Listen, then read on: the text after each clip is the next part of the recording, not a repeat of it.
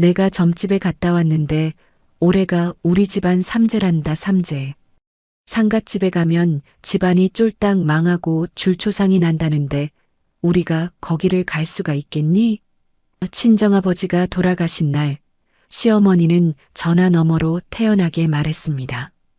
장례식장으로 오고 있을 거라 믿었던 남편 역시 어머니의 뜻을 따라야 한다며 장인어른 빈소에 코빼기도 안 비쳤죠. 저는 그들에게 진짜 삼재가 뭔지 보여주려 딱 한 가지 일을 했더니 다음 날 아침 시댁에서 전화 200통이 미친 듯이 와 있더라고요. 통쾌한 이야기 지금 바로 시작합니다. 저는 이수진 32살이에요. 결혼 5년 차의 평범한 주부라는 이름 아래 제 감정을 지우는 법을 먼저 배워야 했습니다. 아버지는 늘 말씀하셨죠. 말은 아껴야 값어치가 있고 감정은 속에서 삭혀야 사람이 단단해진다고요. 저는 그 가르침을 신조처럼 여기며 시어머니의 날선 구박과 남편의 무관심 속에서도 꿀 먹은 벙어리처럼 웃어넘기는 법을 터득했습니다. 그것이 제가 아는 유일한 생존 방식이었으니까요. 그날도 그저 똑같은 하루가 시작되는 줄 알았습니다. 아침 일찍 일어나 남편 출근 준비를 도왔고 시어머니 아침상까지 챙겨 올리고 나서야 저도 밥 한 숟가락을 떴어요. 설거지를 하고 빨래를 돌리는데 낯선 지역 번호가 찍힌 전화가 울렸습니다. 아버지가 계신 곳이었습니다. 이수진 씨 되시죠? 아버님이 쓰러지셔서 지금 중환자실에 계십니다. 빨리 오셔야 할 것 같습니다.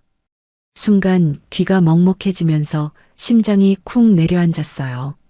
손에 들고 있던 접시가 바닥에 떨어져 산산조각이 났는데 그 소리마저 남의 일처럼 멀게 들렸습니다.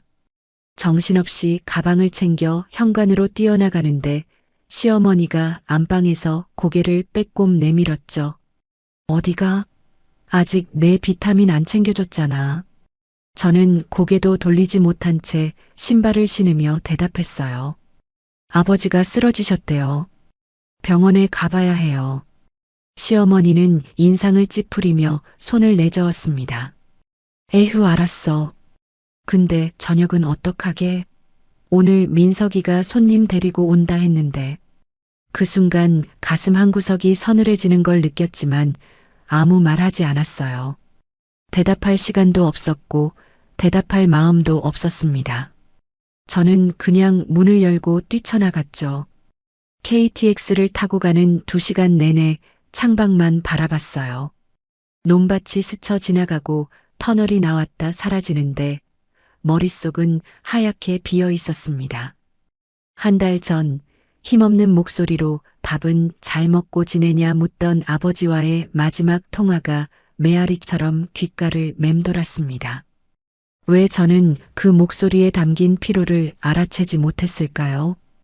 왜 바쁘다는 핑계로 서둘러 전화를 끊었을까요? 후회의 가시가 심장을 헤집었습니다.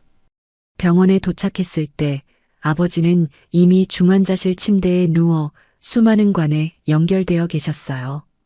의사가 저를 복도로 불러내더니 심각한 표정으로 입을 열었습니다. 광범위한 뇌출혈입니다. 현재 의식이 없으시고 솔직히 말씀드리면 회복 가능성이 낮습니다. 저는 다리에 힘이 빠져 주저앉았어요. 아버지가 이렇게 갑자기 떠나실 수도 있다는 생각을 한 번도 해본 적이 없었습니다. 어머니를 일찍 여의고 저 혼자 키우시느라 고생하셨던 아버지, 제가 시집갈 때 아무 내색 않으셨지만 눈가가 붉어졌던 아버지. 그날 밤 아버지는 눈을 감으셨어요. 손을 꼭 잡고 있었는데 점점 차가워지는 그 온기가 아직도 손바닥에 남아있는 것 같습니다. 저는 아버지 손등에 이마를 대고 한참을 울었어요. 소리내어 울지는 못했죠. 어릴 때부터 아버지가 그러셨으니까요. 울음은 속으로 삼켜야 한다고요. 그래서 저는 어깨만 들썩이며 눈물을 쏟았습니다. 상주는 저 혼자였습니다. 아버지의 유일한 혈육이니까요. 빈소에 근조 화환이 하나둘 들어오기 시작했습니다. 아버지 사업 관계자분들, 동네 지인분들이 찾아와 저에게 고개를 숙여 인사하셨어요. 저는 검은 상복을 입고 빈소 한 구석에 앉아 조문객을 맞이했죠. 문상을 오시는 분들마다 아버지가 참 좋은 분이셨다고, 갑작스러운 소식에 얼마나 놀랐냐고 위로의 말씀을 건네셨어요. 그런데 시댁 식구들은 보이지 않았습니다. 남편한테 연락했을 때 곧 내려간다고 했는데 몇 시간이 지나도 코빼기도 안 보였죠. 그때 휴대폰이 울렸어요. 화면에 뜬 이름은 시어머니였습니다. 어머니, 지금 어디쯤이세요?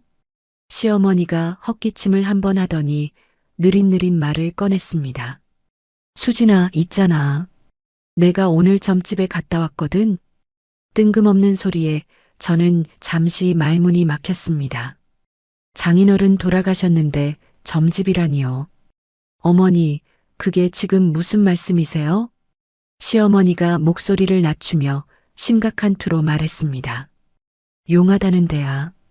거기서 그러는데 올해가 우리 집안 삼재란다, 삼재. 상갓집에 가면 안 좋은 기운이 묻어온다고 하더라고.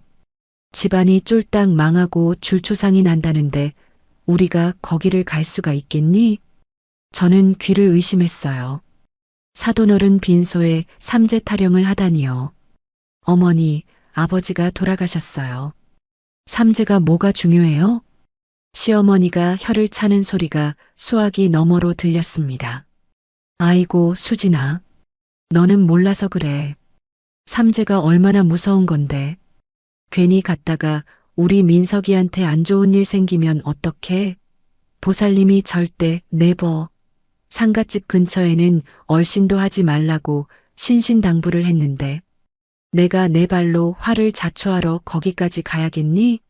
어차피 내 아버지야 이미 돌아가신 거고 산 사람이 중요하지. 조의금은 넉넉히 보낼 테니까 네가 알아서 잘해.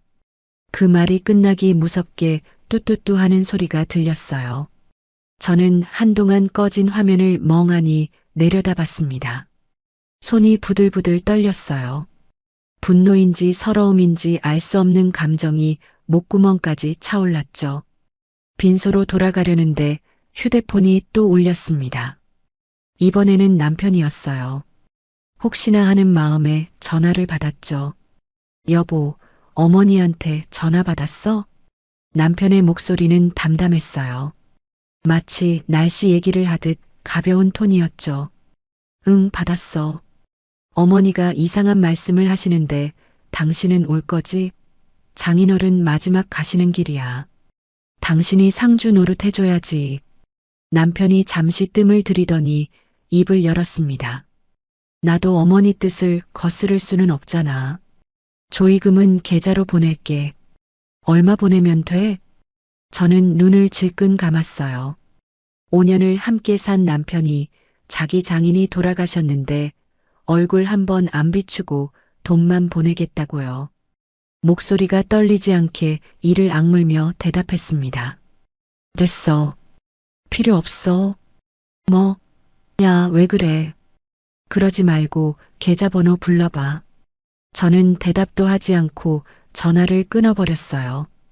영정사진 속 아버지의 웃음이 오늘따라 유난히 쓸쓸해 보였습니다. 저는 아버지 영정 앞에 무릎을 꿇고 앉아 속으로 중얼거렸어요. 아버지, 미안해요. 사위가 참 못났죠. 딸 하나 키우시느라 평생 고생하셨는데 이런 집안에 시집 보내서 얼마나 속상하셨을까요? 그렇게 하루가 지났습니다. 시댁 식구들은 끝내 오지 않았어요. 남편이 보내겠다던 조의금도 오지 않았죠. 저는 아버지 친구분들과 동네 어르신들의 도움을 받아 빈소를 지켰습니다. 밤새 영정 앞에 앉아 있다가 새벽녘에 잠깐 눈을 붙이고 아침이 되면 또 조문객을 맞이하는 생활이 반복됐어요. 둘째 날 저녁이었습니다. 오랜 친구 희정이가 빈소로 찾아왔죠. 희정이가 저를 끌어안고 한참을 토닥여줬어요. 등을 쓸어주는 손길이 따뜻해서 그제야 눈물이 한 줄기 흘렀습니다. 희정이가 제 어깨를 잡고 얼굴을 살피더니 조심스럽게 입을 열었어요. 수진아, 너 이거 봐야 할 것 같아. 보여줄까 말까 고민 많이 했는데 넌 알아야 할 것 같아서. 희정이가 휴대폰을 꺼내 화면을 보여줬습니다. SNS 게시물이었는데 사진 속에 낯익은 얼굴들이 있었어요. 시어머니, 시아버지, 시누이, 그리고 남편이 공항 라운지에서 환하게 웃고 있었죠. 화려한 휴양지 옷차림에 선글라스까지 끼고 셀카를 찍은 사진이었어요. 게시 날짜를 확인해 보니 바로 어제, 그러니까 아버지 돌아가신 다음 날이었습니다. 삼재라서 상갓집에 못 온다던 사람들이 여행을 가고 있었던 거예요. 저는 그 사진을 한참 들여다봤습니다. 사진 속 시어머니는 빨간 원피스를 입고 샴페인 잔을 들고 있었고 남편은 선글라스를 이마에 걸친 채 부위를 그리고 있었죠. 장인어른 장례식 날, 이 사람들은 공항에서 휴가를 떠날 준비를 하고 있었던 겁니다. 희정이가 조심스럽게 제 얼굴을 살폈어요. 수진아, 괜찮아? 저는 고개를 끄덕였습니다. 이상하게도 눈물이 나지 않았어요. 분노도 슬픔도 느껴지지 않았죠. 그냥 가슴 한가운데가 텅 비어버린 느낌이었어요. 마치 얼음물을 한 바가지 뒤집어 쓴 것처럼 온몸이 서늘해졌습니다. 그 순간 뭔가가 제 안에서 뚝 하고 끊어지는 소리가 났어요. 저는 영정 사진을 바라보며 속으로 중얼거렸습니다. 아버지, 이제 눈 좀 뜰게요. 5년 동안 감고 있던 눈, 이제 뜨겠습니다. 빈소를 지키는 내내 제 휴대폰은 쥐 죽은 듯 조용했어요. 남편한테서는 그 뒤로 연락 한 통 없었죠. 저는 조문객이 끊긴 늦은 밤 빈소 구석에 앉아 스마트폰 뱅킹 앱을 켰습니다. 화면에 아버지 명의의 법인 계좌가 떴어요. 그 계좌에는 아버지가 남편과 시어머니에게 생활비 명목으로 발급해 주신 법인 카드가 연결되어 있었죠. 한도가 꽤 높은 카드였어요. 아버지는 늘 그러셨거든요. 남자가 사업하려면 돈이 필요하다고 딸이 시댁 식구들한테 눈치 보지 않게 해주고 싶다고요. 그래서 선뜻 카드를 발급해 주셨던 거예요.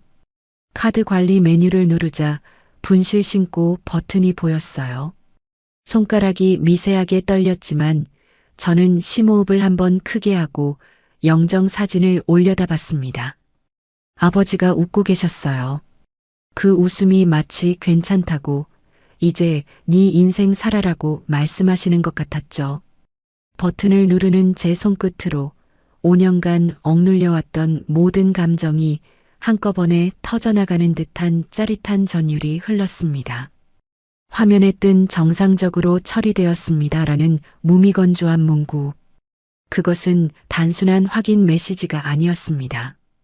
그것은 제 인생 이막의 시작을 알리는 심판의 서곡이자 그들에게 내리는 파산 선고였죠. 아버지의 너그러움이라는 이름 아래 발급된 카드는 총 4장. 남편의 탐욕을 채워주던 법인 카드 2장, 시어머니의 허영심을 치장하던 가족 카드 1장, 그리고 기생충처럼 빌부터 살던 시누이의 카드까지. 시댁에서 제 딸이 기죽을까봐 챙겨주셨던 아버지의 그 따뜻한 마음을 이들은 그렇게 야금야금 갉아먹고 있었습니다. 이가 갈리는 분노를 느끼며 저는 목록의 카드들을 차례차례 지워나갔습니다. 버튼을 누를 때마다 제 영혼을 짓누르던 묵직한 돌덩이가 하나씩 부서져 나가는 듯한 통쾌함이 밀려왔어요. 그 시각 그들은 아마 동남아의 어느 호화로운 리조트 로비에서 다음 휴가를 계획하고 있었을 겁니다. 장인상의 불참한 일말의 죄책감도 없는 뻔뻔한 얼굴로 여유롭게 카드를 내밀었겠죠. 하지만 이내 단말기에서는 그들의 천국이 끝났음을 알리는 날카로운 경고음이 울려 퍼졌을 겁니다. 거래 정지, 도난 분실, 당황한 남편이 다른 카드를 또 다른 카드를 꺼내 들었겠지만 결과는 마찬가지였을 겁니다. 아버지의 제국 위에서 잠시 동안 왕노릇을 허락했던 모든 길이 바로 이 순간 제 손끝에서 완벽하게 차단되었으니까요. 평생 현금이라고는 만져본 적도 없는 그들이 수많은 사람의 시선 앞에서 얼마나 비참하게 쩔쩔맸을까요? 체면을 목숨보다 중히 여기는 시어머니의 얼굴은 아마 잘 익은 토마토처럼 붉게 달아올랐을 테죠. 그 모습을 상상하는 것만으로도 입가에 서늘한 미소가 번졌습니다. 예상대로 제 휴대폰은 쉴 새 없이 울리기 시작했습니다. 남편, 시어머니, 시누이. 세 사람이 마치 릴레이 경주라도 하듯 쉴 틈 없이 전화를 걸어댔죠. 하지만 저는 그들의 발악을 마치 다른 세상의 소음처럼 무시했습니다. 곧이어 문자가 폭포수처럼 쏟아졌습니다. 수진아, 카드 왜 이래? 장난치지 말고 전화 받아. 아, 너 지금 뭐 하는 짓이야? 우리 여기서 개망신 당하라고. 개망신? 아버지가 돌아가신 날 내연녀와 휴가를 떠난 당신들이 한 짓이야말로 개망신이라는 단어로도 부족한 폐륜이라는 걸 당신들은 영원히 모르겠지. 저는 코웃음을 쳤습니다. 어머니, 지금 혈압 올라서 쓰러지시겠다. 당장 전화 안 해. 혈압이요? 저는 심장이 갈기갈기 찢겨 피를 흘리고 있는데 고작 혈압 따위로 엄살이라니요. 그때 빈소문이 열리고 조문객이 들어섰습니다. 경건한 조문이 이어지는 동안에도 테이블 위 휴대폰은 멈추지 않고 부르르 떨며 그 존재감을 과시했습니다. 조문객마저 힐끗 쳐다볼 정도의 광기 어린 진동이었습니다. 조문객이 떠난 뒤 저는 200통의 부재중 전화가 찍힌 휴대폰을 집어들었습니다. 그리고 망설임 없이 전원 버튼을 길게 눌렀습니다. 칠흑 같은 어둠 속으로 그들의 세상이 꺼져버렸습니다. 다음 날 아침 화장터에서 아버지를 보내드리고 저는 따뜻한 온기가 남은 유골함을 품에 안았습니다. 평생 저를 지켜주던 저 태산 같던 등이 이제는 두 손에 들어오는 작은 함 하나가 되었다는 사실에 참았던 눈물이 다시 뺨을 타고 흘러내렸습니다. 장례의 소용돌이가 끝나고 텅 빈 집으로 돌아오자 팽팽하게 당겨져 있던 실이 끊어지듯 온몸의 기력이 사르르 빠져나갔습니다. 사흘 밤낮을 뜬 눈으로 지새운 몸은 당장이라도 쓰러져 잠들기를 원했지만 제 영혼은 그럴 수 없다고 소리치고 있었습니다. 아버지의 시간이 멈춘 그곳, 아버지가 남긴 흔적들을 제 손으로 정리해야만 했으니까요. 친정집 현관문을 여는 순간 훅 끼쳐오는 아버지의 냄새에 저는 그 자리에 얼어붙었습니다. 아버지가 늘 피우시던 씁쓸한 담배 냄새, 서재를 가득 채웠던 묵직한 책 냄새, 그리고 오직 아버지에게서만 나던 그 특유의 채취. 이제는 다시는 맡을 수 없는 그 냄새가 몸속 깊숙이 파고들자 그제야 아버지의 부재가 살을 애는 현실로 다가왔습니다. 거실벽에 걸린 가족사진 속에서 아버지는 제 손을 잡고 세상 가장 행복한 미소를 짓고 있었습니다. 제 결혼식 날이었습니다. 그 거짓된 행복의 증거 앞에서 저는 혼잣말처럼 중얼거렸어요. 아버지, 저 왔어요. 아버지의 방 그 한쪽 구석을 묵묵히 지키고 있던 거대한 금고. 생전 아버지가 나한테 무슨 일이 생기면 네가 열어보거라라며 알려주셨던 비밀번호. 제 생일을 떨리는 손으로 눌렀습니다. 둔탁한 금소금과 함께 문이 열리자 그 안에서 수십 년의 세월을 머금은 서류들이 모습을 드러냈습니다. 저는 늘 아버지가 검소하게 사시는 분이라고만 생각했습니다. 하지만 서류 뭉치를 하나씩 확인할 때마다 제 눈은 경악으로 커져만 갔어요. 강남 3채, 홍대 2채, 분당 2채, 전부 노른자의 상가 건물들이 아버지의 이름으로 되어 있었습니다. 제 상상을 아득히 뛰어넘는 오직 딸을 위해 묵묵히 쌓아 올린 아버지의 침묵의 제국이었습니다.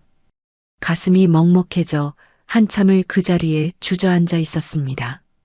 그때 금고 가장 깊숙한 곳에서 유독 이질적인 서류 봉투 하나가 눈에 들어왔습니다. 다른 서류들과 달리 새빨간 고무줄로 꽁꽁 묶여 있었죠. 봉투 표지에는 카페 자금 내역이라고 써 있었고 남편의 카페 장부가 왜 아버지의 비밀금고에 있는 것일까?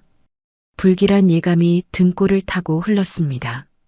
장부를 펼친 순간 저는 숨을 멈췄습니다. 아버지가 남편의 카페 리모델링 자금으로 지원해 주신 5억 원. 하지만 장부 속 돈의 흐름은 제 기억과 전혀 다른 방향으로 흐르고 있었습니다. 인테리어 업체로 흘러간 돈은 고작 1억. 나머지 4억이라는 거액은 최유라라는 낯선 이름의 계좌로 송금되어 있었습니다. 최유라. 처음 들어보는 그 이름이 망막에 박히는 순간 아버지가 왜 이 장부를 따로 보관하셨는지 알 것 같았습니다. 아버지는 이미 알고 계셨던 겁니다. 당신의 피 같은 돈이 사위의 사업이 아닌 다른 검은 구멍으로 흘러들어가고 있다는 사실을요. 머릿속이 혼돈으로 들끓던 그때 휴대폰이 운명처럼 울렸습니다. 친구 선영이었습니다. 수진아, 발리 간 친구가 사진 더 보냈어. 이거 너 꼭 봐야 해.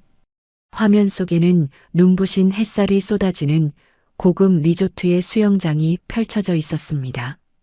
그리고 그곳에 제 지옥이 있었습니다.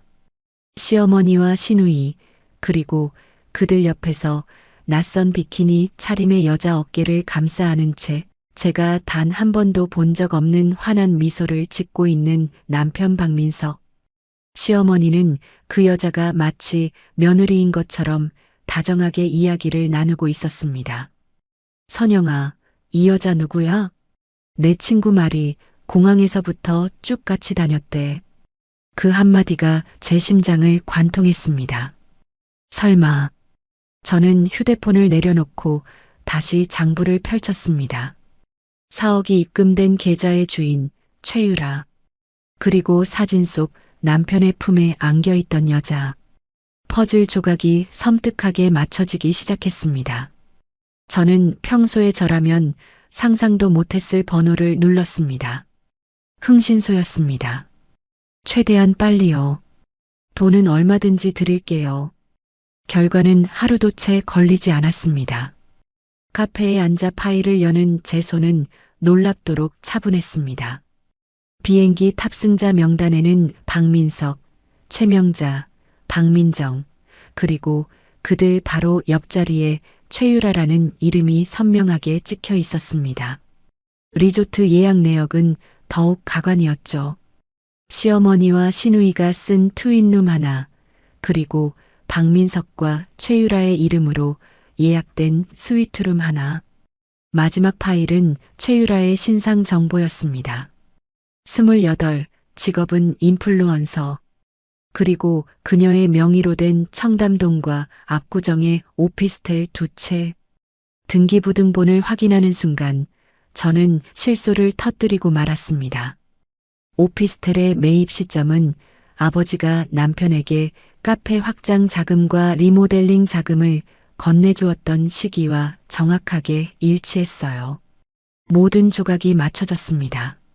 제 남편은 아버지의 피땀 어린 돈을 내연녀의 부동산에 고스란히 갖다 바쳤고 시어머니는 그 모든 사실을 알면서도 아들의 불륜 상대와 함께 상을 당한 며느리 몰래 해외여행을 즐기고 있었던 겁니다. 삼재 타령은 이 추악한 진실을 가리기 위한 역겨운 변명에 불과했죠. 저는 카페 테이블에 앉아 한참 동안 멍하니 허공을 응시했습니다. 슬픔은 분노로, 분노는 이내 차가운 냉정함으로 변해갔어요. 이제 제 손에는 그들의 모든 죄를 증명할 완벽한 증거가 들려 있었습니다. 그들이 이 달콤한 휴가를 마치고 한국 땅을 밟는 순간 나는 과연 어떤 선물을 안겨주어야 할까? 지옥의 문은 이미 활짝 열려 있었습니다. 온몸의 뼈마디가 비명을 지르는 듯한 몸살 기운이 저를 짓눌렀지만 저는 쉴 수 없었습니다. 아니, 쉬어서는 안 됐습니다.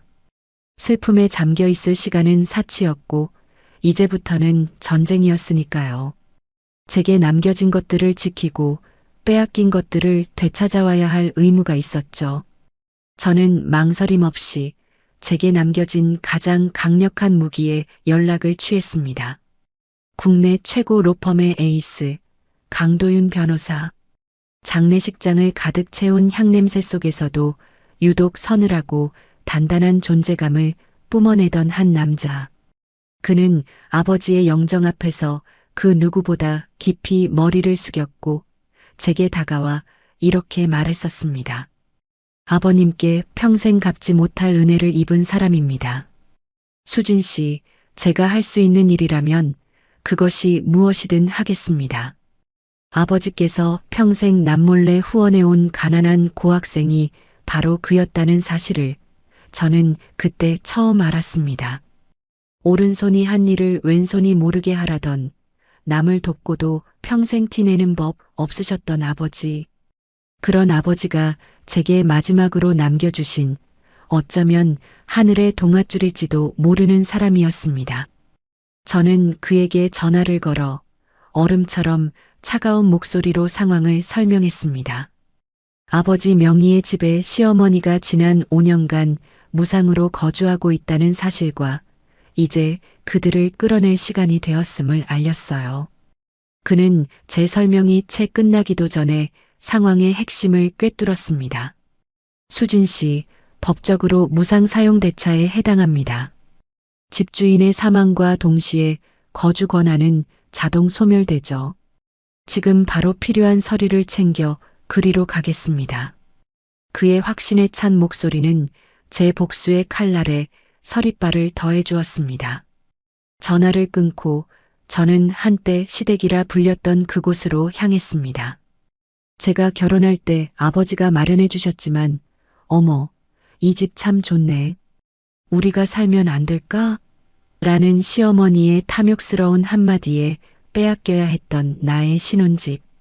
저는 먼저 관리사무소에 들러 아버지의 사망진단서와 제가 유일한 상속인임을 증명하는 가족관계 증명서를 내밀었습니다. 모든 것은 계획대로였습니다. 도어락 기사가 도착했고 현관문의 비밀번호는 오직 저만이 아는, 그들에게는 영원히 열리지 않을 숫자로 교체되었어요.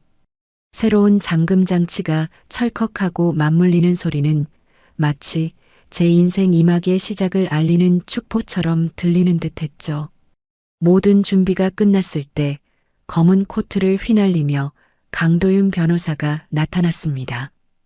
그의 뒤에는 마치 그림자처럼 건장한 체격의 남자 넷이 따르고 있었습니다. 혹시 모를 상황에 대비한 용역업체 직원들입니다. 역시 에이스는 사소한 변수조차 허용하지 않았습니다. 얼마나 지났을까 단지 입구로 택시 한 대가 미끄러져 들어왔습니다. 가장 먼저 내린 것은 시어머니였습니다. 머리는 산발에 화장은 눈물과 뒤섞여 처참하게 번져 있었고 값비싼 휴양지 옷은 구겨질 대로 구겨져 노숙자의 행색과 다를 바 없었습니다. 그 뒤를 이어 다크서클이 턱 밑까지 내려온 초췌한 모습의 남편과 시누이가 내렸습니다.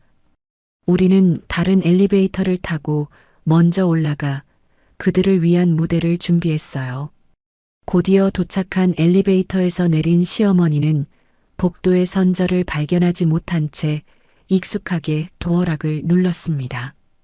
비빅. 뭐야, 왜 안 열려? 비빅비빅. 아니, 이게 왜 이래? 민서가, 네가 해봐. 남편이 짜증스럽게 도어락을 누르기 시작했지만 결과는 마찬가지였습니다. 그들이 절망의 연주를 이어가던 그때 제가 입을 열었습니다. 비밀번호 바꿨으니까요. 세 사람의 시선이 동시에 제게로 향했고 시어머니의 눈이 경악으로 물들었습니다. 수진아, 여행은 즐거우셨어요, 어머님? 제 냉소적인 물음에 남편이 길길이 날뛰며 달려들었습니다. 야, 이수진. 지금 장난해? 카드 다 막아놓고 뭐 하는 짓이야? 우리가 발리에서 얼마나 개고생한 줄 알아? 공항 바닥에서 이틀이나 잤다고. 저는 코웃음을 쳤습니다. 그러셨어요? 그 지옥 같은 고생길에 돈이라도 두둑이 보태드렸어야 했는데 아쉽네. 분노로 이성을 잃은 남편이 제 팔을 잡으려 손을 뻗는 순간 강도윤 변호사가 거대한 산처럼 그의 앞을 막아섰습니다. 손대지 마시죠. 그의 서늘한 한마디에 남편이 움찔하며 물러섰습니다. 강 변호사는 품에서 명함을 꺼내 보였습니다. 법무법인 정한의 강도윤입니다. 이수진 씨의 법률 대리인입니다. 저는 남편을 투명인간 취급하고 새하얗게 질려가는 시어머니를 똑바로 응시했어요. 어머니, 이 집 누구 명의인지 아시죠? 강 변호사가 서류 가방에서 꺼낸 차가운 법률 서류들이 시어머니의 눈앞에 펼쳐졌습니다. 최명자 씨, 이 아파트는 고 이철수 씨 명의이며 당신은 집주인의 호의로 무상 거주하셨습니다. 민법에 따라 집주인의 사망과 동시에 그 호의, 즉 거주 권한은 소멸되었습니다. 쉽게 말씀드리죠. 당신들은 이제 이 집에서 당장 나가야 합니다. 그게 무슨 소리야? 여기가 우리 집인데. 어머니 집 아니에요. 저는 한 발짝 다가가 그녀의 눈을 꿰뚫었습니다. 제 아버지 집이죠. 아버지가 돌아가셨는데 삼재라는 해괴한 핑계로 문상 한번 안 오신 분들은 살 자격 없어요. 시어머니의 입술이 파르르 떨렸습니다. 저는 시선을 남편에게로 돌렸어요. 박민석, 최유라가 누구야? 그 이름 하나에 남편의 눈동자가 지진이라도 난 듯 흔들렸습니다. 아버지한테 받아간 카페 자금 사업. 카페가 아니라 최유라라는 여자 계좌로 고스란히 흘러들어갔더라. 청담동과 압구정의 오피스텔, 당신이 그 돈으로 사준 거 맞지? 발리행 비행기 옆자리에 나란히 앉아서 갔던데. 시어머니가 다급하게 끼어들었습니다. 수진아, 그건 오해야. 유라는 그냥 민석이 사업 파트너. 어머님, 저는 그녀의 말을 얼음처럼 잘라냈습니다. 사업 파트너와 해외여행 가서 같이 잠을 잡니까? 다 아시면서 왜 그러세요? 모든 것이 침묵 속에 가라앉았고 저는 그들에게 마지막 선고를 내렸어요. 짐 빼실 시간 드릴게요. 사흘이요. 사흘 안에 안 빼시면 법적으로 강제 집행 들어갑니다. 제가 베푼 자비의 시간은 딱 사흘이었습니다. 하지만 시댁 식구들이 순순히 나갈 리가 없었죠. 아니나 다를까 이틀째 되던 날 시어머니에게서 전화가 걸려왔습니다. 가볍게 거절 버튼을 누르니 곧이어 문자가 도착했습니다. 수진아, 우리 얘기 좀 하자. 네가 단단히 오해하는 게 있는 것 같구나. 무엇을 오해한다는 걸까요? 저는 피식 웃으며 문자를 씹었습니다. 대신 저는 제 할 일을 했습니다. 강도윤 변호사와 만나 다음 전투를 위한 작전 회의를 하고 아버지의 거대한 유산을 정리하는 훨씬 생산적인 일들을 말이죠. 그리고 운명의 사흘째, 저는 강도윤 변호사와 그의 든든한 용역 직원들과 함께 이제는 구시댁이 될 아파트로 향했습니다. 오늘부로 자비는 없다고 분명히 통보했으니까요. 그런데 아파트 단지에 들어서는 순간 분위기가 심상치 않았습니다. 입구부터 사람들이 웅성거리며 무언가를 구경하고 있더라고요. 고개를 갸우뚱하며 인파를 비집고 들어가자 제 눈앞에 기가 막힌 광경이 펼쳐졌습니다. 아파트 동앞 잔디밭에 온갖 살림살이가 거대한 쓰레기 산처럼 쌓여 있었습니다. 그리고 그 한가운데 머리를 풀어헤친 시어머니가 땅을 치며 대성통곡을 하는 오늘의 메인 이벤트가 한창이었습니다. 아이고, 아이고. 세상 천지에 이런 법이 어딨어. 며느리란 악독한 년이 병든 시어미를 길바닥에 내쫓는구나. 하늘도 무심하시지. 그 처절한 연기력에 주민들은 완전히 감화된 듯 수군거렸습니다. 세상에 며느리가 시어머니를 쫓아냈대. 요즘 것들 무섭다더니. 아, 이 한편의 막장 드라마를 연출하시려고 일부러 짐을 다 꺼내 놓으신 거였어죠. 동정표를 얻어 전세를 역전하려는 너무나 뻔한 수법에 헛웃음이 나왔습니다. 저는 쇼의 클라이맥스를 위해 천천히 무대 중앙으로 걸어 나갔어요. 저를 발견한 시어머니는 볼륨을 한껏 높여 울부짖었습니다. 전현이야. 저 악마 같은 년이 나를 이 꼴로 만들었어. 모든 시선이 제게로 향했습니다. 쯧쯧, 독하게도 생겼네. 어디선가 들려오는 말에 저는 어깨를 으쓱했습니다. 그때 시어머니가 벌떡 일어나 손톱을 세우고 제 머리채를 향해 돌진했습니다. 그 순간 용역 직원이 거대한 벽처럼 그녀를 막아섰고 시어머니는 휘청거리며 뒤로 물러났죠. 저는 가방에서 태블릿 PC를 꺼내들며 나지막이 말했습니다. 어머님, 심파극은 거기까지 하시죠. 저는 목소리를 높여 구경꾼들을 향해 말했습니다. 주민 여러분, 제가 왜 이분을 내보내야만 하는지 그 이유를 지금부터 보여드리겠습니다. 태블릿 화면에 눈부신 발리의 태양 아래 샴페인 잔을 들고 활짝 웃는 시어머니의 사진이 떠올랐습니다. 그 옆에는 남편이 내연녀의 어깨를 감싸고 있는 아주 다정한 모습도 함께였죠. 여러분, 이 사진이 언제 찍힌 건지 아십니까? 바로 저희 아버님 장례식 날입니다. 삼재라 문상은 못 오신다던 분들이 발리에서 샴페인을 즐기고 계셨더라고요. 웅성거림의 성격이 순식간에 바뀌었습니다. 뭐, 사돈 장례식 날 해외여행을 가? 저는 다음 사진으로 넘겼습니다. 그리고 이분은 제 남편의 내연녀입니다. 제 남편은 아버지께 받은 돈으로 이 여자에게 청담동과 압구정에 오피스텔을 사주었고요. 아까 저를 향해 혀를 차던 아주머니의 입이 떡 벌어지는 것이 보였습니다. 저는 멈추지 않고 가방에서 미리 준비해 온 전단지를 주민들에게 나눠주기 시작했습니다. 장인 장례식 날 내연녀와 발리 여행 떠난 남편과 이를 묵인하고 동행한 시어머니. 큼지막한 헤드라인 아래에는 발리 여행 사진들이 선명하게 인쇄되어 있었습니다. 시어머니가 비명을 질렀습니다. 수진아, 너 지금 뭐 하는 짓이야? 어머님이 시작하셨잖아요. 억울한 시어머니 코스프레. 저는 그냥 팩트체크를 해드리는 것뿐이에요. 그때서야 어디선가 남편이 얼굴이 시뻘개져서 달려왔습니다. 야, 이수진. 너 미쳤어. 그가 제 손에 전단지를 낚아채려는 순간 강도윤 변호사가 그의 앞을 막아섰습니다.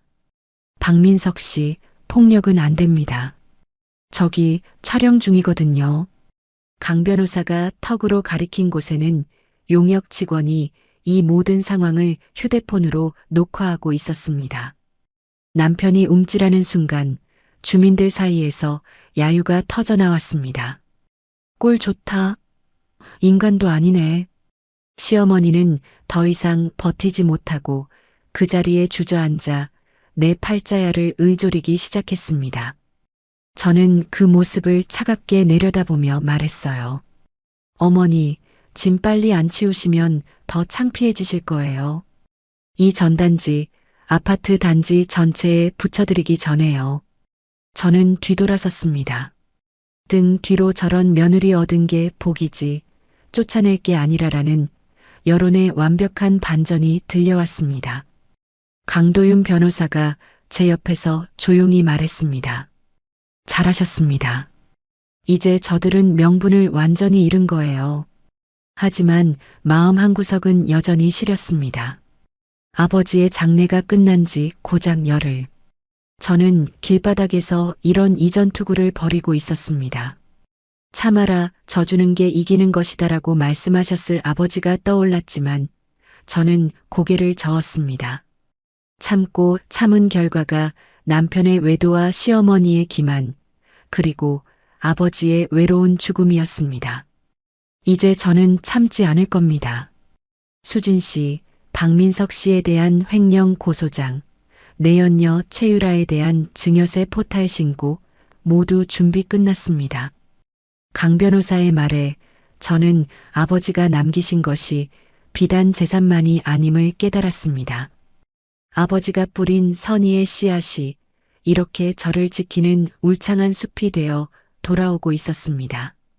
아파트 단지를 빠져나오며 돌아본 그곳에는 짐더미 속에서 고개를 숙인 채 사람들의 손가락질을 받는 초라한 세 사람이 있었습니다. 저는 피식 웃고는 다시 앞을 향해 걸었습니다. 이제 두 번 다시 뒤돌아보지 않을 겁니다. 막장 드라마의 조연은 끝났으니까요. 이제부터는 제 인생의 주인공으로 살 차례였습니다. 그날 밤 집으로 돌아오자 제 안에 위태롭게 서 있던 마지막 기둥마저 무너져 내리는 듯 했습니다. 며칠간 이어진 전쟁의 긴장이 한꺼번에 풀리면서 몸은 나비라도 매단 듯 무거워졌죠. 소파에 쓰러지듯 몸을 뉘었을 때였습니다. 처음에는 그저 며칠간 골마 터진 스트레스가 속을 뒤트는 것이라 여겼습니다. 장래와 싸움, 정신을 차릴 수 없는 시간들이었으니 몸이 반항하는 것도 무리는 아니었죠. 하지만 통증은 단순한 경고가 아니었습니다. 뱃속 깊은 곳에서부터 누군가 날카로운 새꼬챙이를 박아넣고 비트는 듯한 끔찍한 고통이 파도처럼 밀려왔어요. 식은 땀이 비 오듯 흘렀고 저는 이를 악물고 비틀거리며 화장실로 향했습니다. 그리고 그곳에서 저는 제 인생의 또 다른 절망과 마주해야 했습니다. 속옷에 선명하게 번져 있는 붉은 핏자국. 심장이 바닥 아래로 더 깊은 나락으로 곤두박질 치는 소리가 들렸습니다. 떨리는 손으로 119를 누르는 내내 머릿속에서는 단 하나의 생각만 맴돌았죠. 설마 내 안에 아이가? 요란한 사이렌 소리도 응급실의 부산한 소음도 마치 다른 세상의 일처럼 아득하게만 느껴졌습니다. 차가운 초음파 기계가 배 위를 스쳐 지나갈 때 저는 제발 아무것도 아니기를, 그저 지독한 악몽이기를 간절히 기도했습니다. 그러나 의사는 제 마지막 희망마저 앗아가듯 무겁게 입을 열었습니다. 환자분, 임신 6주 차입니다. 그런데 지금 아이가 아주 위험한 상태입니다. 스트레스로 인한 절박 유산 증상이에요. 임신. 그토록 바라왔지만 가장 절망적인 순간에 찾아온 생명의 소식.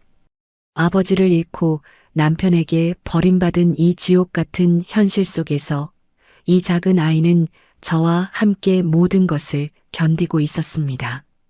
일단 입원하여 절대 안정을 취해야 한다는 의사의 말에 저는 기계적으로 고개를 끄덕일 수밖에 없었어요. 낯선 병실 침대에 누워 새하얀 천장을 바라보는데 뜨거운 눈물이 뺨을 타고 베개를 적셨습니다. 하늘은 어째서 제게 이토록 가혹한 시련을 연달아 안겨주는 것일까요? 하지만 진짜 지옥은 이제부터가 시작이었습니다. 다음 날 아침 병실 문이 예고 없이 벌컥 열리며 그 악마가 들어섰습니다.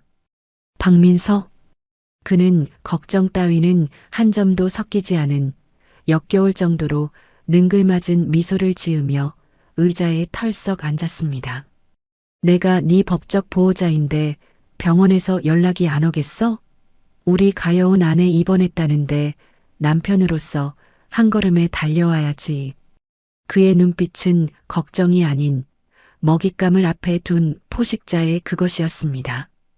그는 의자를 제 침대 옆으로 바짝 끌어당기며 기다렸다는 듯 본색을 드러냈습니다.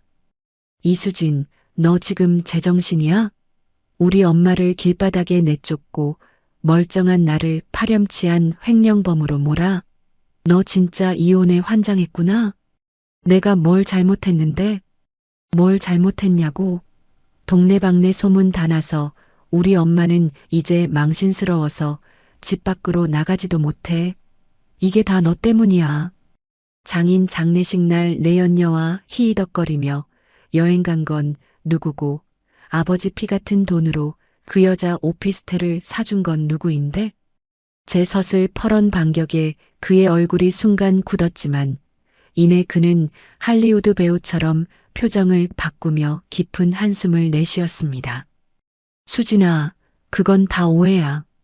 유라는 비즈니스 파트너일 뿐이고 투자가 좀 복잡하게 얽혀서 그리고 발리에서는 호텔방이 없어서 정말 어쩔 수 없이 같은 방을 쓴 거야. 하늘에 맹세코 아무 일도 없었어. 그의 너무나 뻔하고 모욕적인 거짓말에 헛웃음이 터져 나왔습니다. 박민석, 나 바보 아니야. 네가 무슨 짓을 했는지 증거 다 있어. 그러자 그는 기다렸다는 듯 두 번째 가면을 꺼내 썼습니다. 분노하던 얼굴은 온데간데 없이 사라지고 세상에서 가장 비통한 표정으로 제 손을 덥석 잡았어요. 수진아, 내가 잘못했어. 정말 죽을 죄를 지었어. 제발 용서해줘. 그리고 우리 아기도 생겼잖아. 이 아이 우리 아기야. 네가 아기 아빠를 빨간 줄 긋게 만들면 이 아이는 세상에 태어나자마자 손가락질 받게 된다고. 그 순간 온몸의 피가 차갑게 식는 것을 느꼈습니다. 이 인간이 이 새벽부터 병원에 달려온 진짜 이유. 제 임신 소식을 듣고 이 연약한 생명을 인질 삼아 제 목에 칼을 들이밀러 온 것이었죠. 네가 고소만 취하하면 나 처벌 안 받을 수 있어. 우리 아기를 생각해서라도. 제발. 응? 저는 뱀이라도 닿은 듯 소스라치게 그의 손을 뿌리쳤습니다. 나가. 그 한마디에 그의 얼굴에서 마지막 온기마저 사라졌습니다. 야, 이수진.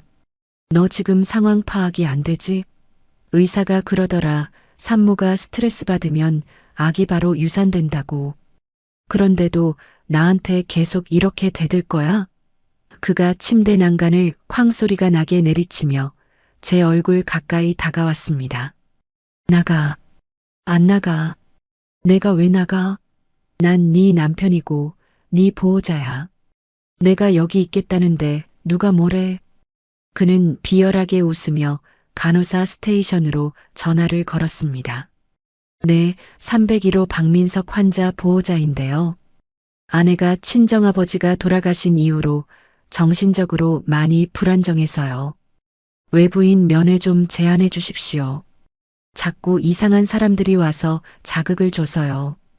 그리고 혹시 정신과 협진도 가능할까요? 그는 저를 정신병자로 몰아 이 병실에 완벽히 감금하려 했어요. 제가 반항할 힘도 없이 누워있는 사이 그는 제 휴대폰을 빼앗아 보란 듯이 주머니에 넣었습니다. 수진아, 순순히 여기 합의서에 사인해. 그럼 나도 너한테 잘해줄게. 우리 아기도 잘 키울 수 있고. 하지만 네가 계속 이렇게 나오면 나도 어쩔 수 없어. 네가 정신병자라는 진단서 하나면 네 모든 재산 내가 합법적으로 관리할 수 있거든. 알겠어? 그가 품에서 꺼낸 것은 고소 취하서와 상속 재산 분할 포기 각서였습니다. 제 모든 것을 빼앗기 위한 마지막 퍼즐 조각이었죠. 손이 사시나무처럼 떨렸지만 저는 그의 눈을 똑바로 쳐다보며 마지막 남은 힘을 쥐어짰습니다. 절대 안 해. 야, 너 진짜 죽고 싶어? 너 지금 하는 짓 전부 녹화되고 있어. 제 나직한 한마디에 박민석의 얼굴이 잿빛으로 굳었습니다. 뭐라고? 그때 마치 연극의 막이 오르듯 병실 커튼이 스르륵 젖혀지며 강도윤 변호사가 모습을 드러냈습니다. 그의 옆에는 차가운 눈빛의 경찰 2명이 서 있었어요. 강 변호사는 자신의 휴대폰을 들어 보였습니다. 화면에는 지금까지 박민석이 내뱉은 모든 협박과 망언이 생생하게 기록되고 있었죠. 박민석 씨, 방금 하신 모든 말씀, 협박, 강요, 감금 시도까지 아주 좋은 증거가 확보되었습니다. 경찰이 앞으로 나서며 차가운 수갑을 꺼내 보였습니다. 박민석 씨, 업무상 횡령 및 공갈 미수, 현행범으로 체포합니다. 변명은 서에 가서 하시죠. 이건 함정이야. 야, 이수진. 네가 처음부터 나를. 저는 대답 대신 지옥의 아가리로 끌려 들어가는 그의 마지막 발악을 침대에 누운 채 조용히 지켜볼 뿐이었습니다. 그리고 가만히 제 배 위에 손을 얹었습니다. 아가야, 이제 괜찮아. 엄마가 다 지켜줄게. 폭풍이 핥히고 지나간 병실에는 정적만이 흘렀습니다. 경찰의 손에 끌려나가며 악을 쓰던 박민석의 목소리가 복도 저편으로 완전히 사라지고 나서야 저는 참았던 숨을 길게 내쉴 수 있었어요. 심장이 여전히 제 것이 아닌 듯 갈비뼈를 부술 기세로 미친 듯이 날뛰고 있었습니다. 솔직히 말하면 지독하게 무서웠습니다. 박민석이 짐승의 눈을 하고 병실 문을 열고 들어섰을 때 제 심장은 그대로 바닥에 떨어져 산산조각 나는 것 같았습니다. 저 인간이 무슨 짓을 할지 모른다는 공포가 온몸을 옥죄는 것만 같았죠. 하지만 저는 무너질 수 없었습니다. 아니, 무너져서는 안 됐습니다. 여기서 제가 공포에 잡아먹히는 순간 모든 것이 끝장이라는 것을 본능적으로 알고 있었으니까요. 사실 이 모든 것은 치밀하게 짜인 한 편의 연극이었습니다. 응급실에서 입원 수속을 할 때 서류의 보호자 연락처란에 적힌 박민석의 번호를 보는 순간 저는 직감했습니다.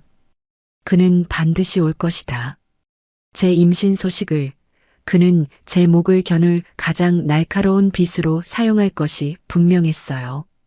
저는 입원실에 눕자마자 강도윤 변호사에게 비밀리에 문자를 보냈습니다. 변호사님, 저 지금 병원입니다. 박민석이 찾아올 겁니다. 도와주세요.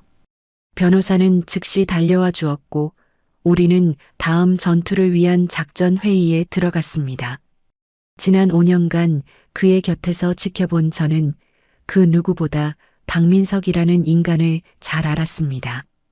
회유가 통하지 않으면 협박이 통하지 않으면 상상할 수 있는 가장 비열하고 추악한 수를 쓸 인간이라는 것을요. 그래서 저는 세상에서 가장 연약하고 무기력한 미끼가 되기로 했습니다. 침대에 축 늘어져 영혼이라곤 한 점도 남지 않은 텅 빈 눈빛으로 허공을 응시했습니다. 제 모습을 본 박민석은 회심의 미소를 지었을 겁니다. 아, 2년 완전히 무너졌구나. 지금이 기회다. 그는 저를 완벽히 얕보고 완전히 방심했습니다. 그래서 제 휴대폰을 빼앗고 면회를 차단하고 저를 정신병자로 몰아가면서도 일말의 의심조차 하지 않았던 겁니다. 속에서는 지옥불이 들끓었지만 저는 표정 하나 바꾸지 않았습니다. 그가 마침내 고소 취하서와 재산 분할 포기 각서를 제 눈앞에 들이밀었을 때 저는 속으로 쾌재를 불렀습니다. 그래, 더 짓거려봐. 네 무덤은 네가 파는 거니까. 이 모든 건 완벽하게 녹화되고 있어. 강도윤 변호사는 병실 커튼 뒤에서 경찰 2명과 함께 숨죽이고 있었습니다. 병실 천장의 CCTV는 물론 그의 휴대폰 녹음 기능까지 모든 눈과 귀가 박민석의 자백을 담아내고 있었습니다. 협박, 강요, 감금 시도, 그리고 자신의 횡령 사실을 스스로 인정하는 어리석음까지 모든 것이 끝나고 강도윤 변호사가 제 옆에 앉아 나지막이 말했습니다. 수진 씨, 정말 대단하셨습니다. 아카데미 여우주연상 감이었어요. 저는 그제야 긴장이 풀려 힘없이 웃었습니다. 연기 아니었어요. 정말, 정말 무서웠어요. 그래도 끝까지 버티셨지 않습니까? 덕분에 증거는 차고 넘칠 만큼 완벽하게 확보되었습니다. 그가 보여준 휴대폰의 녹음 파일 길이는 47분을 넘어가고 있었어요. 이 정도면 횡령 혐의는 물론 공갈 미수와 협박죄까지 더해져 실형을 피하기는 어려울 겁니다. 문득 궁금해졌습니다. 그런데 변호사님, 경찰은 어떻게 이렇게 빨리 도착한 건가요? 강 변호사가 희미하게 웃으며 대답했습니다. 제가 미리 연락해 두었습니다. 박민석 씨에 대한 횡령 혐의로 체포영장을 청구해 두었고 오늘 오후에 영장이 발부되었습니다. 경찰은 병원 밖에서 제가 신호를 주기만을 기다리고 있었던 겁니다. 역시 최고의 변호사는 항상 몇 수 앞을 내다보고 있었습니다. 변호사님, 정말 감사합니다. 변호사님 아니었으면 저 오늘 어떻게 됐을지. 감사 인사는 아버님께 하십시오. 저는 그저 아버님께 진 빚을 갚는 것뿐입니다.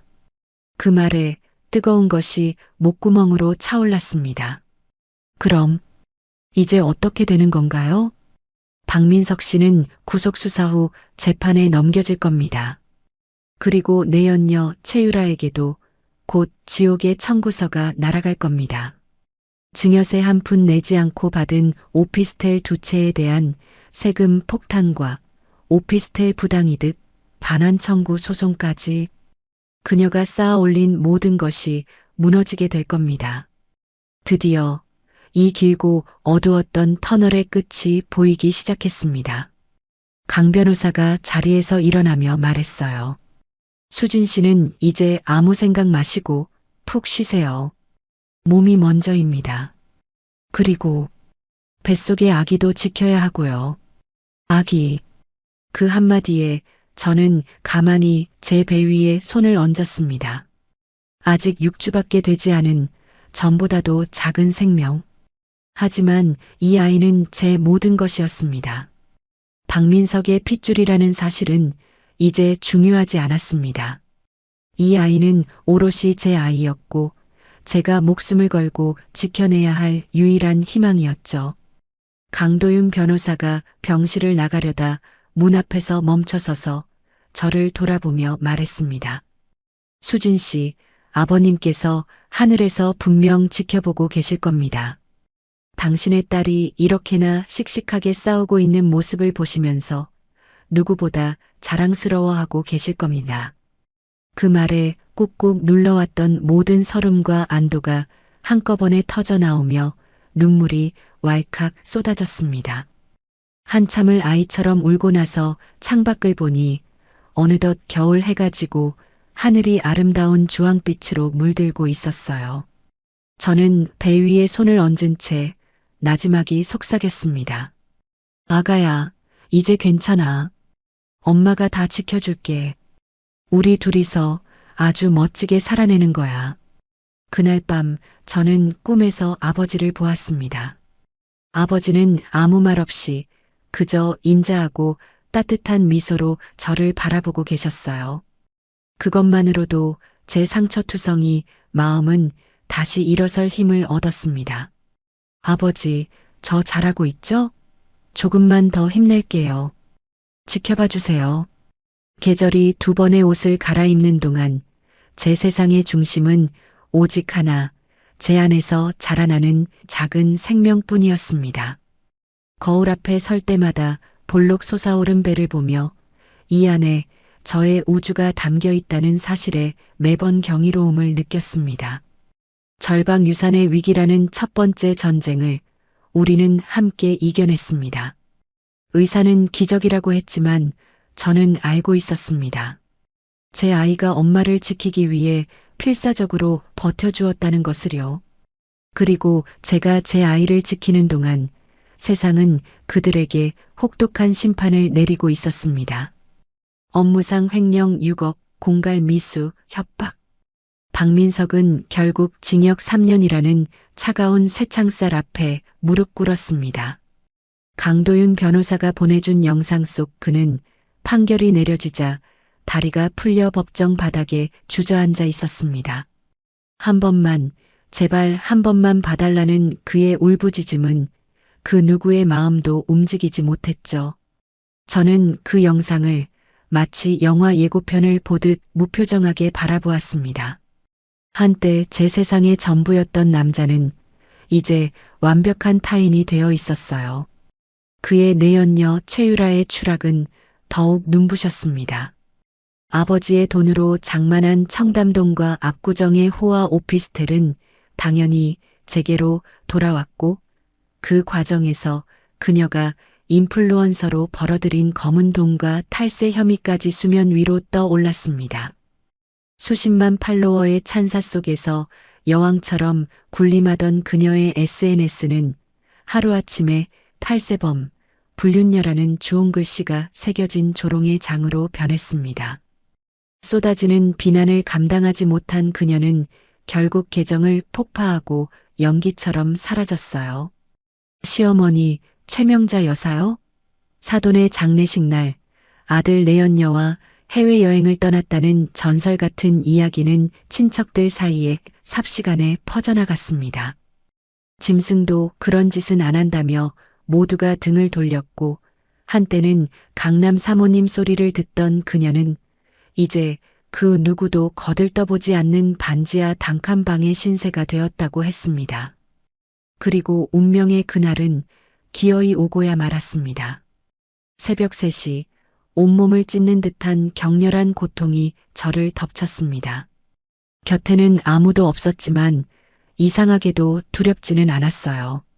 저는 홀로 택시를 잡아타고 병원으로 향하는 내내 돌아가신 아버지를 떠올렸습니다. 분만실 문턱을 넘으며 저는 조용히 속삭였습니다. 아빠, 저 오늘 진짜 엄마 되는 날이에요. 하늘에서 부디 힘을 주세요. 12시간의 기나긴 사투. 마침내 제 세상을 울리는 우렁찬 울음소리가 터져 나왔습니다. 3.2kg 건강한 딸이었습니다. 간호사가 제 품에 안겨준 작고 따뜻한 생명체. 그제야 참았던 눈물이 폭포수처럼 쏟아졌습니다. 아, 이 작은 아이가 그 지옥 같던 시간 속에서 함께 싸워준 나의 전우였구나. 저는 경이로움에 떨며 아이의 이마에 입을 맞추고 다짐했어요. 아가, 이제 꽃길만 걷게 해줄게. 엄마가 너의 세상이 되어줄게. 아이의 이름은 이하은. 하늘이 내려준 은혜라는 뜻입니다. 성은 당연히 제 아버지의 성을 따랐습니다. 그 인간의 성 따위는 제 아이 인생의 첫 페이지를 장식할 자격조차 없었으니까요. 아버지의 유산을 정리하며 저는 결심했습니다. 이 돈은 단순한 재산이 아니라 아버지가 남긴 따뜻한 마음 그 자체라고요. 그래서 저는 아버지의 이름으로 이철수 희망재단을 세웠습니다. 저처럼 홀로 아이를 키우며 세상과 싸워야 하는 여성들을 위한 방패가 되어주기 위해서요. 재단 개소식 날 축하 인파 속에서도 유독 한 사람이 눈에 띄었습니다. 강도윤 변호사. 그는 커다란 화환을 들고 제게 다가와 말했습니다. 수진 씨, 정말 멋집니다. 아버님께서 하늘에서 흐뭇하게 보고 계실 거예요. 저는 제 품에 안긴 딸 하은이의 머리를 쓰다듬으며 웃었습니다. 와주셔서 감사해요, 변호사님. 그런데 오신 김에 재단 자문 변호사 어떠세요? 물론 무료로요. 제 뻔뻔한 농담에 그가 기가 막힌다는 듯 웃음을 터뜨렸습니다. 무료요? 제 시간당 수임료가 얼마인지는 아십니까? 그럼요. 그러니까 아버지께 진 빚 지금 갚으세요. 그는 잠시 저를 빤히 쳐다보더니 이내 두 손 두 발 다 들었다는 듯 고개를 끄덕였습니다. 알겠습니다. 평생 무료로 해드리죠. 어느 날 서류 더미에 파묻혀 점심도 잊고 일하던 제게 강도윤 변호사가 찾아왔습니다. 이러다 쓰러지겠습니다. 갑시다. 밥 먹으러. 조용한 레스토랑. 그가 갑자기 입을 열었습니다. 수진 씨, 저는 수진 씨를 처음 봤을 때부터 마음에 담아두었습니다. 저는 순간 제 귀를 의심했습니다. 네, 그게 무슨 장례식장에서였죠. 모두가 슬픔에 잠겨 있을 때 수진 씨는 슬퍼할 시간도 없이 홀로 모든 것을 감당하고 있었어요. 그 모습을 보며 생각했습니다. 저 사람 반드시 지켜줘야겠다고. 그의 시선이 제게 곱게 와닿았습니다. 시댁의 모진 구박, 남편의 배신, 그리고 홀로 아이를 낳아 기르는 모든 과정을 옆에서 지켜봤습니다. 당신이 무너질 때마다 제 심장도 함께 무너져 내렸습니다. 하지만 당신은 언제나 다시 일어섰죠. 제 마음이 당신을 향한 건 어쩌면 당연한 일이었습니다. 수진 씨, 저와 함께 새로운 시작을 해주시겠습니까? 제가 하은이의 아빠가 되어주고 싶습니다. 심장이 미친 듯이 뛰었습니다. 부정하고 싶었지만 저 역시 그에게 마음이 가고 있었습니다. 아무런 대가 없이 곁을 지켜주고 제가 기댈 어깨를 내어준 유일한 사람이었으니까요. 저는 겨우 목소리를 쥐어짰습니다. 변호사님, 저 아직 이혼도 못한 몸이에요. 알고 있습니다. 남편분은 수감 중이라 재판 이혼으로 가야겠죠. 걱정 마세요. 제가 다 해결하겠습니다. 또 무료로요? 네. 제 모든 것은 당신에게 평생 무료니까요. 그의 말에 결국 웃음이 터져 나왔습니다. 그날 저는 그의 고백을 받아들였습니다. 1년 뒤 남편은 교도소에서 이혼 서류에 도장을 찍었습니다. 재산 분할이요? 횡령한 돈이나 갚으라죠. 제 인생에서 그의 지분은 이제 0%였습니다. 이혼 서류를 손에 쥔 날, 저는 재단 사무실 창밖으로 흩날리는 벚꽃을 바라보고 있었습니다. 어느새 다가온 강도윤 변호사가 제 손을 따뜻하게 잡아주었습니다. 수진 씨, 이제 진짜 봄이네요. 네. 이제 정말 새로운 시작이에요. 그럼 하은이 데리러 갈까요? 오늘 저녁은 제가 책임지겠습니다. 우리는 함께 사무실을 나섰습니다. 차에 시동을 걸자 라디오에서 사연이 흘러나왔습니다. 오늘의 사연입니다. 가족이라는 이름의 착취, 그 고리를 끊어내세요. 저는 피식 웃으며 볼륨을 높이고 봄의 거리로 차를 몰았습니다. 아버지, 저 이제 정말 행복해요. 좋은 사람을 만났고 하은이도 이렇게 예쁘게 크고 있답니다. 하늘에서 지켜봐 주세요. 제 이야기 끝까지 들어주셔서 감사합니다. 네, 오늘 이수진님의 이야기 어떻게 들으셨나요? 가장 깊은 절망의 순간은 어쩌면 진짜 내 인생을 시작할 수 있는 가장 큰 기회일지도 모르겠습니다.